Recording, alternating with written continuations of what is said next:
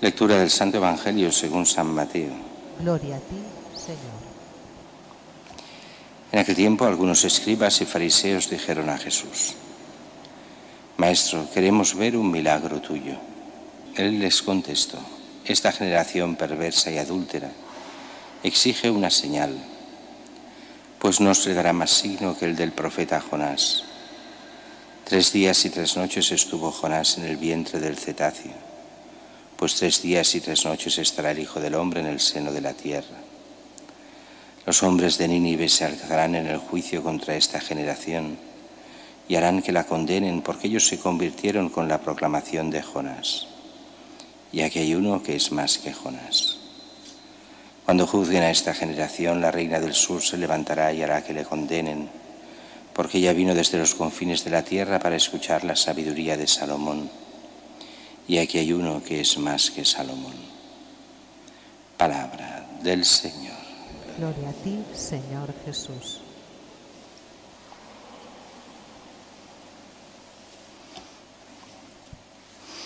El Evangelio de hoy, aunque puede parecer una cosa anticuada, propio de la época de los judíos, es muy actual. Son tantos los que continúan con la misma cantinela de los fariseos. Maestro, queremos ver un milagro tuyo. Dios, si existes, me has de hacer un milagro. Si no, no creeré en ti. Si haces un milagro, creeré en ti. Después vemos como tanta gente que ha pedido favores al Señor, cuando los obtiene, se olvida de Dios totalmente. Ya ha intentado manipular a Dios, le han concedido aquello, pues ya está.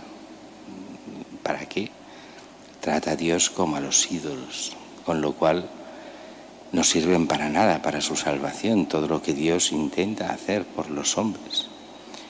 Por eso lo importante es la conversión, no simplemente el recibir milagros, porque la gente se olvida con mucha rapidez de todo lo que obtiene de Dios. Y además aquí, por milagro, no entiende el Evangelio exactamente lo que entendemos nosotros. Nosotros por milagro entendemos un favor de una curación o salir de una situación extrema, la que sea. Ellos y que sea de alguna forma sobrenatural. Para ellos el milagro es un signo en el cielo. Es ver algo que no permita la fe, sino la visión. Es no tener que creer por fe, sino simplemente decir, bueno, aquí tenemos la prueba de que Dios está con él, así que ya no podemos hacer nada más. Y entonces Jesús responde: esta generación perversa y adúltera exige una señal.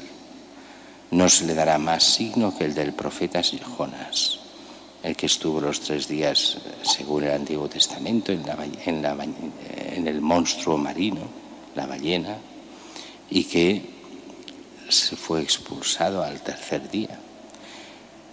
Si uno se va a las catacumbas en Roma, encuentra como signo de la resurrección la ballena de Jonás. Y es que es el signo profético de la resurrección de Cristo.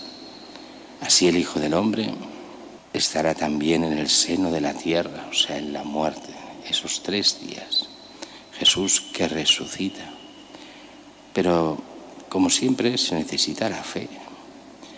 Si uno quiere simplemente no creer, sino tener milagros patentes, eso va contra la fe.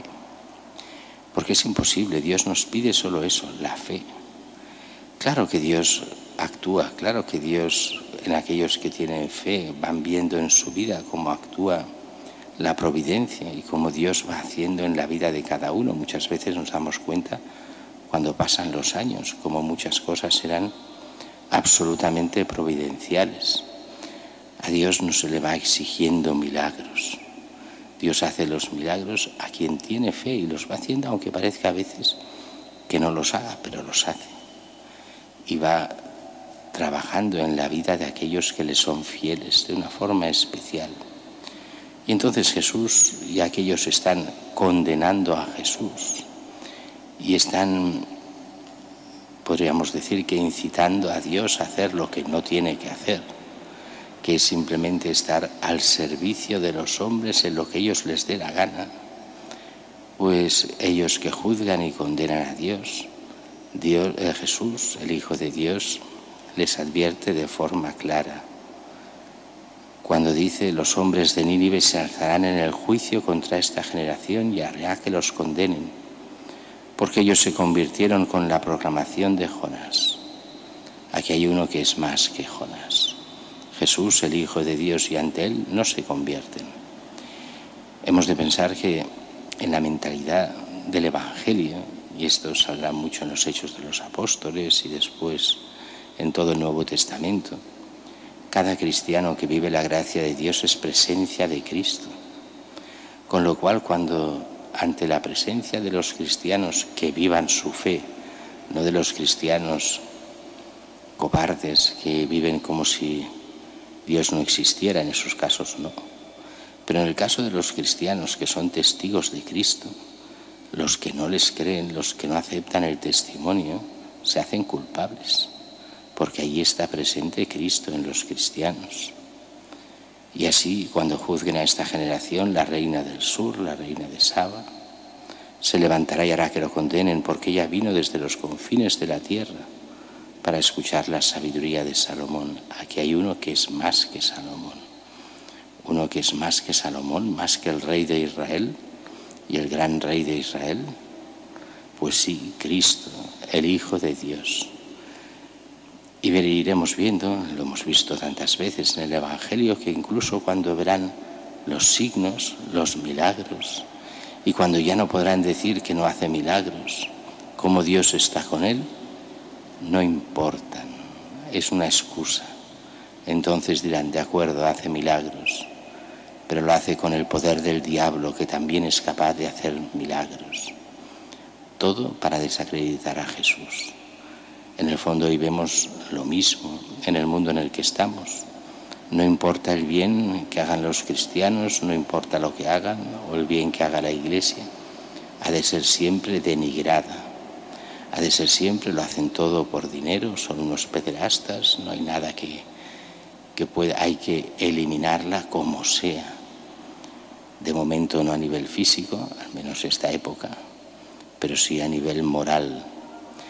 Que a veces algunos cristianos nos lo merecemos por nuestros actos, podría ser, pero no todos, ni muchísimo menos. Pidamos al Señor que podamos seguir sus caminos. Si al Maestro le hicieron lo que le hicieron, cuanto más a sus discípulos. Así que el cristiano no ha de tener miedo, no ha de pensar que todos los males contra Cristo y la Iglesia son fruto solo de nuestros pecados propios personales, que a veces pasa, sino que hay un fondo, y el fondo es el fondo diabólico, es ese rechazo a Cristo, ese rechazo al bien, a la verdad, es estar metidos en el fango de la corrupción de nuestra sociedad, que no quiere el bien, no quiere la verdad, no quiere la auténtica libertad, sino el libertinaje. Y lo que más odia es que seamos hijos de Dios, que busquemos la voluntad de Dios en este mundo. Y eso es lo que nos toca, vivir la voluntad de Dios, o sea, vivir el buscar realmente el bien que Dios quiere, para que seamos de verdad hijos de Dios.